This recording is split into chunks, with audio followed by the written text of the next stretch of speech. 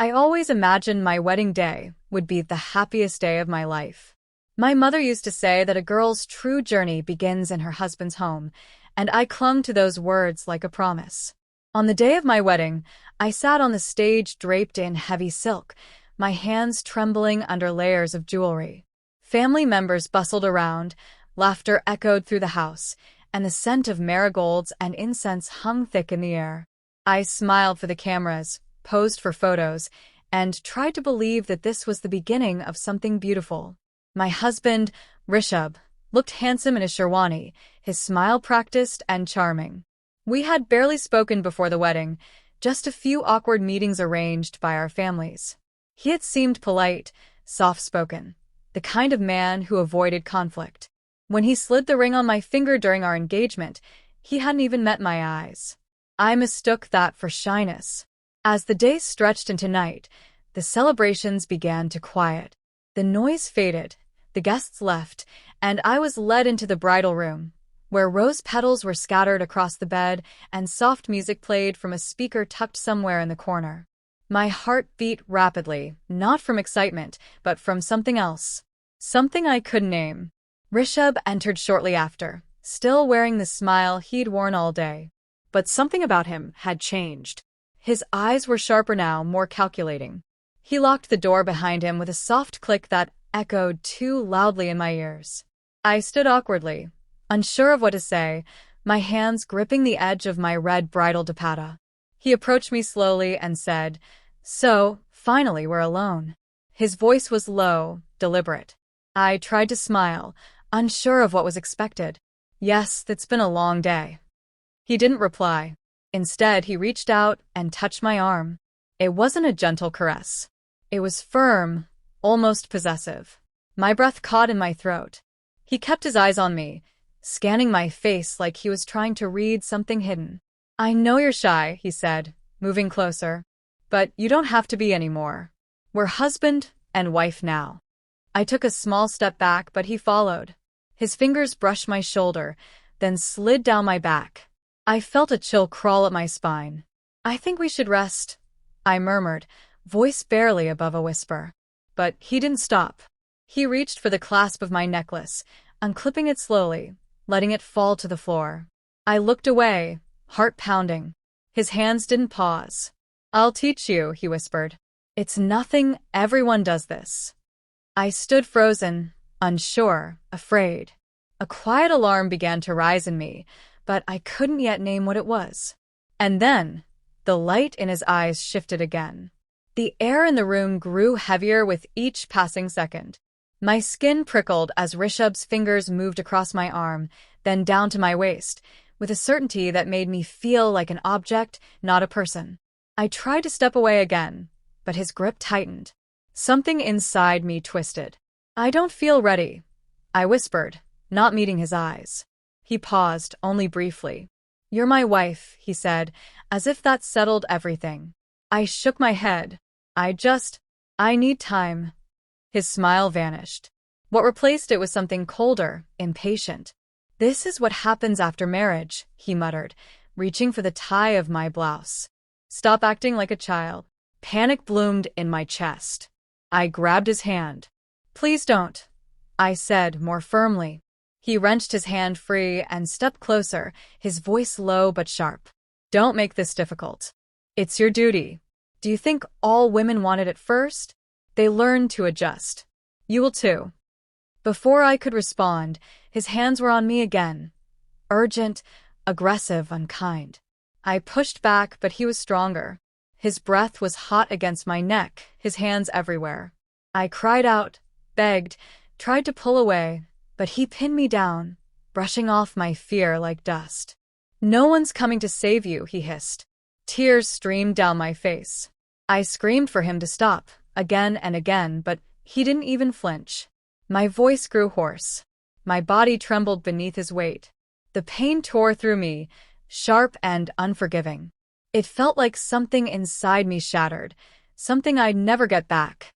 When it was over, he rolled over and sighed, as if nothing had happened.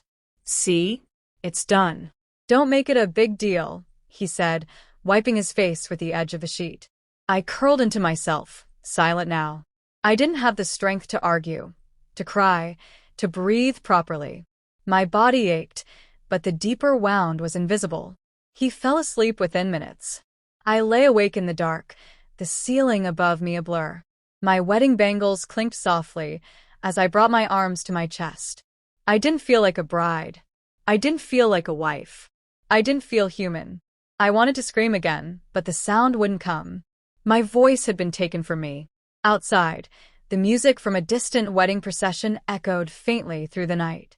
Somewhere, another bride might be laughing, dancing, dreaming of love. But in that room, on crisp white sheets stained with pain, I learned a truth I was never warned about. Marriage doesn't protect you from violence. Sometimes it hides it. Days turned into weeks, and I lived like a shadow inside that house. I cooked, cleaned, smiled when expected, and spoke only when spoken to. Rishabh carried on as if nothing had happened. To him, I was now his wife in every way that mattered, obedient, available, silent. He never apologized for that night. In fact, he never mentioned it at all.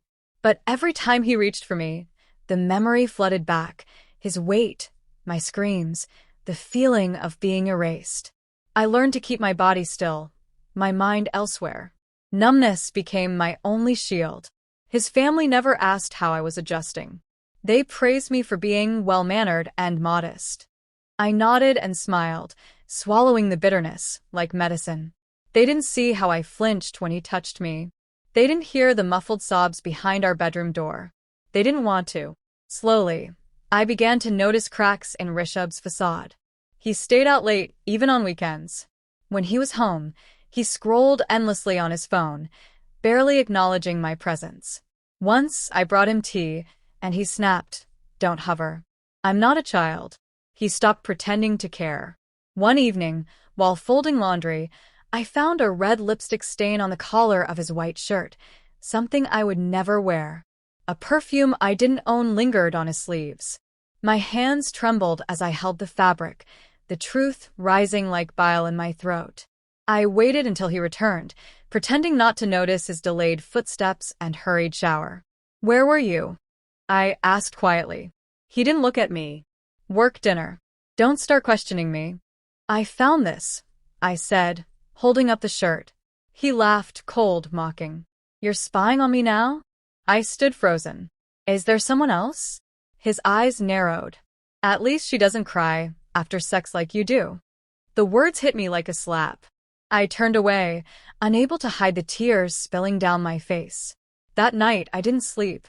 I stared at the ceiling, wondering how love could be so cruel, how marriage had become a cage I couldn't escape. But something inside me stirred, a flicker of anger. Not the fiery kind, but slow, smoldering, steady. I had been taught to endure. But no one had prepared me for betrayal layered upon pain. This wasn't a marriage. It was a slow erasure of everything I had once been. And I was starting to wonder how much more of myself I could lose before I disappeared completely. The next morning, I looked at my reflection. My eyes were sunken, my smile a distant memory. I barely recognized the woman staring back at me. But for the first time, I didn't look away. I began preparing in silence. Each morning, while Rishabh slept soundly beside me, I folded away parts of my past. A few clothes, a passport, some cash hidden in the lining of my old handbag. I reached out to a former classmate, someone who had once admired my writing and now worked at a women's NGO. Her voice, warm and steady, reminded me I wasn't alone. "You don't need to explain everything," she said. "Just come." The hardest part wasn't packing or lying to Rishabh. It was facing my own fear. Fear of the world outside this house, of family shame, of being labeled the girl who couldn't handle marriage. But each time I hesitated, I remembered the weight of his body on mine. The laughter in his voice when he dismissed my pain. The lipstick stain on his shirt. He was not my partner. He was the cage. On a rainy Tuesday afternoon, I stood in the living room with my small bag, heart pounding like war drums in my chest. Rishabh had taken the day off. He lounged on the sofa, scrolling through his phone, half listening to the TV. I took one step toward the door, then another. He looked up, confused. Where are you going? I met his gaze. I'm leaving. He blinked. Leaving where? From here. From you. He scoffed. Don't be dramatic. I'm not. My voice didn't shake this time. You raped me on our wedding night. You cheated on me. You broke every promise without ever making one. I don't belong here anymore. He stood now, the smile fading. You think anyone will believe you? You'll ruin your name. Your parents will disown you. Maybe, I said. But I'd rather be nameless than voiceless. He took a step toward me. I didn't flinch. For the first time, he stopped. I walked past him, each footstep heavier than the last, but filled with purpose. I didn't look back. Outside, the rain soaked through my dupatta, but I didn't care. I felt the air hit my skin, unfiltered and cold. It felt like freedom. The car that waited at the corner took me to a shelter. It wasn't much. A shared room, a warm meal, a place to sleep without fear. But it was mine. I began writing again. Not about love, but survival. Not about men, but about women who had learned how to breathe on their own. Sometimes the past still haunts me. I wake up sweating, heart pounding, the echoes of that night still clawing at my mind. But each morning, I rise anyway. That night, I screamed, and no one heard me. But the day I walked away, I didn't need to scream. My silence was loud enough.